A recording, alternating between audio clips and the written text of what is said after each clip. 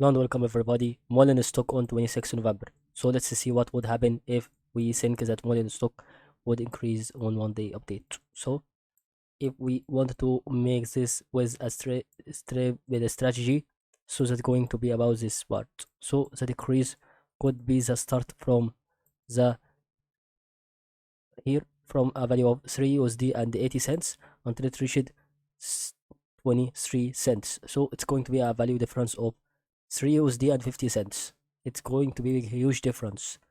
I think it is going to be also related to the attachment of the previous stop line with this new stop line that made reach it until it reaches that minimum value on Mullen stock. So that means the Mullen stock is still going to be one of the good stocks that will be in the future on 2023 because it's going to be ready for a population for a lot of people who want to invest. And that was going to be a reason for why the part on 2020 on the middle 2020 on June it made a huge spike. Okay, it made in a small period to reach a huge value. That's what can I think as a trader on the Mullen stock to be make the waves applied on a price prediction.